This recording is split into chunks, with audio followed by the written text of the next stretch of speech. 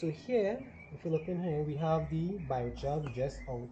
It was charred. We add water. Everything is out. There's no fire. Not hot anymore. So I touch it with my hand. So we're doing the inoculation stage of the biochar, which is very important. If you take fresh biochar and add it directly to your soil, the problem is it's going to rob the soil. It's going to take up the nitrogen. It's going to take up the nutrients from the soil, which will rob your plants. So your plants that's growing lovely all the time will turn yellow, right? And your plants would not perform. And it would take about at least 1 year, 2 seasons a year before the soil could actually regenerate itself and you actually benefit from that of biochar. So to prevent this problem, we need to inoculate it. And what I do at Nutrient Remediation, what we do at Nutrient Remediation is inoculate with something called vermicompost, which is worm castings. I am also a local producer of worm castings. And if you look in here, I have, and I mix it in a ratio of 50-50. So 50% biochar, right? And 50% vermicompost by volume, right? Simply, I'm using my hands, right? You just put them together and you mix them in, right?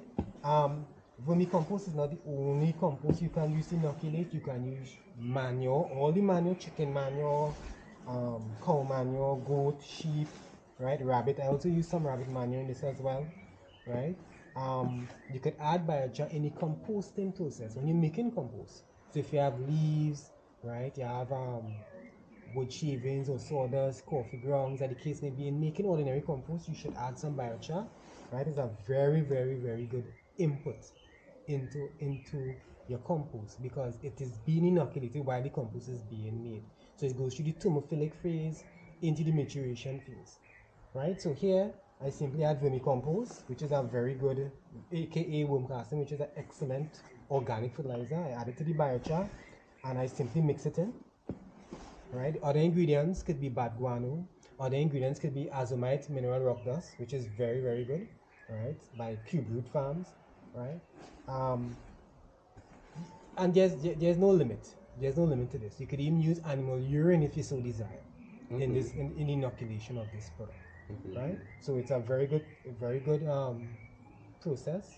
After mixing it in, ideally what you need to do now is treat it like you're making compost. You're gonna get a nice cool area. You're gonna cover it down, make sure that it's kept moist, right, and leave it for at least 2 months.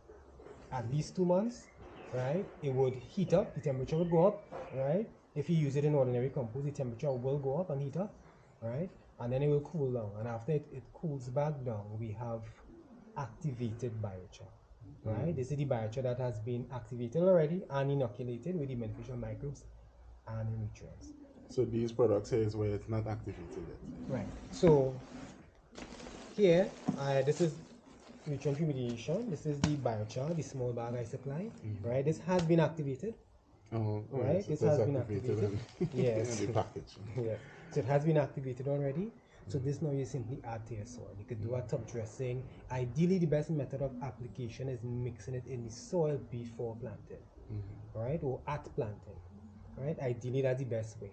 And you would want it in a proportion of 10 to 12%, right? Or if you could do it in soil mixes, right? If you're mixing soil for pots, people do it for trough culture, for pot culture, you name it, right? There's a lot of information on our website, on Facebook and Instagram, right?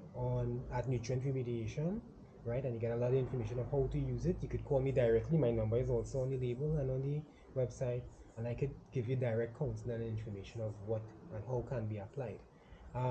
Again, biochar is the only agricultural product that reverses climate change.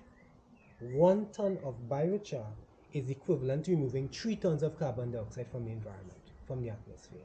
We are putting it in a form that is in the soil. And that's what we want. We want the carbon in the soil, right?